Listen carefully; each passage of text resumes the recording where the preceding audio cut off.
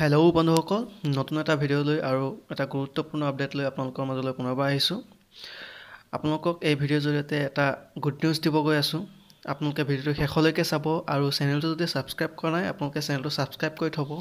যিসকলে এতিয়ালৈকে চাকৰি এটা পোৱা নাই বা যিসকলৰ কম নম্বৰৰ কাৰণে অকণমান নম্বৰৰ কাৰণে তেওঁলোকে থাকিবলগীয়া হৈছে, মেৰিট লিষ্টত নাম সোমোৱা নাই, তেওঁলোকৰ কাৰণে এটা অতিকৈ গুৰুত্বপূৰ্ণ আৰু ভাল খবৰ, তেওঁলোকে পুনৰবাৰ সুযোগ পাব।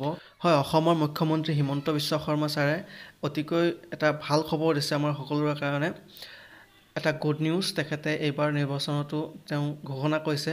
আগৰবাৰ নিৰ্বাচনত তেখেতে 1 লাখ চাকৰি দিয়াৰ প্ৰতিশ্ৰুতি দিছিলে আৰু ইতিমধ্যে 1 লাখ চাকৰি সম্পূৰ্ণ হোৱাৰ পথত। আৰু এতিয়া এইবাৰ নিৰ্বাচনৰ সময়ত তেখেতে পুনৰবাৰ আৰু চাকৰি অৰ্থাৎ 2 লাখ চাকৰি তেখেতে দিয়াৰ ঘোষণা কৰিছে। হয়, ঠিকেই শুনিছে, মুখ্যমন্ত্ৰী হিমন্ত বিশ্ব শৰ্মাই 2 লাখ চাকৰি দিয়াৰ ঘোষণা কৰিছে ইতিমধ্যে। আৰু তেখেতে চাকৰি বাকৰিৰ ক্ষেত্ৰত যি ঘোষণা কৰে বা চাকৰি দিম বুলি কয়, সেয়া তেখেতে প্ৰতিশ্ৰুতি পালন কৰেই প্ৰায় দেখা যায়। গতিকে তেখেতে যেতিয়া 2 লাখ চাকৰি দিম বুলি কৈছে, অৰ্থাৎ 1 লাখ ইতিমধ্যে দিছে আৰু 2 লাখৰ দিশৰ ফালে তেখেতে গৈ আছে বুলি তেখেতে ঘোষণা কৰিছে। গতিকে এটা ভাল খবৰ, বহুতো আৰু পদ ওলাব, তেখেতে আৰু নিযুক্তি দিব আৰু হয়তো অহা 26ত যি ইলেকশ্যন হ'ব তাৰ আগে হয়তো এই আৰু 1 লাখৰ সম্পন্ন কৰা তেখেতে এই কামখিনি সম্পন্ন কৰিব, হয়তো তেখেতে আৰু চাকৰি দিব। গতিকে আমি এতিয়া যোনে শিক্ষক হ'ব বিচাৰে, যিসকলে তেখেতসকলে এতিয়া CTET দি পেলাই বা তেনেধৰণৰ কোৱালিফিকেশ্যনসমূহ সম্পন্ন কৰি থোৱা ভাল, আৰু যিহেতু পদ ওলাব।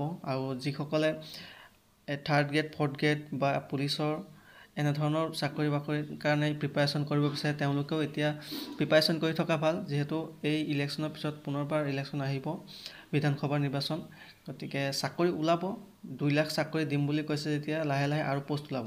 গতিকে এতিয়া আমাৰ এইটো এটা বহুত ভাল খবৰ। যিসকলে চাকৰি এটা বৰ্তমানলৈকে পাবলৈ সক্ষম হোৱা নাই, তেওঁলোকে প্ৰিপাৰেশ্যনটো যাতে এৰি নিদিয়ে, অব্যাহত ৰাখিব লাগে। 1 লাখ চাকৰি সম্পন্ন হ'লেও হিমন্ত বিশ্ব শৰ্মা ছাৰে 2 লাখ চাকৰি দিয়াৰ প্ৰতিশ্ৰুতি ঘোষণা কৰিছে যেতিয়া 2 লাখ চাকৰি তেখেতে দিব। গতিকে এটা বহুত ভাল খবৰ। গতিকে যিসকলে CTET দিম বুলি ভাবি আছে, CTET দিয়ক, কোৱালিফাই কৰক, টেট কোৱালিফাই কৰক। আৰু যিসকলে 3rd grade 4th grade Assam police এইখিনি আবেদন কৰিব, তেওঁলোকে পঢ়া শুনাটো অব্যাহত ৰাখিব লাগে। গতিকে ডক্টৰ হিমন্ত বিশ্ব শৰ্মা ছাৰে কি ঘোষণা কৰিছে, কি গুড নিউজ দিছে, আমি এবাৰ শুনি লওঁচোন। আৰু ভিডিঅ'টো আপোনালোকে যিমান পাৰে আপোনালোকৰ বন্ধুবৰ্গক শ্বেয়াৰ কৰিব এই ভিডিঅ'টো, আৰু ভাল পালে লাইক কৰি দিব। আজিতো মই কৈছো 1 লাখ নহয়, আমি পাৰিলে 1.5 লাখ পাছ কৰি 2 লাখৰ ওচৰা-ওচৰি লৈ যাম। এতিয়া মোক ল'ৰাবিলাকে সোধে যে দাদা পুলিচৰ দৌৰ কেতিয়া হ'ব? আমি কওঁ জুলাইত দৌৰা হ'ব। 1 লাখ চাকৰি দিয়ে 35,000 আৰু 1,35,000 চাকৰি শেষ কৰিয়ে 2 লাখৰ কাৰণে আমি যাত্ৰা আৰম্ভ কৰি দিম। টকা পইচাও দিব নালাগে। আগতে কৈছিলে অৰুণোদয়টো বন্ধ হৈ 1 লাখ চৰকাৰী চাকৰি দিম, কংগ্ৰেছৰ মানুহবিলাকে মোক হাঁহিছিলে। আজিতো মই কৈছো 1 লাখ নহয়, আমি পাৰিলে 1.5 লাখ পাছ কৰি 2 লাখৰ ওচৰা-ওচৰি লৈ যাম। এতিয়া মোক ল'ৰাবিলাকে সোধে যে দাদা পুলিচৰ দৌৰ কেতিয়া হ'ব? আমি কওঁ জুলাইত দৌৰা হ'ব।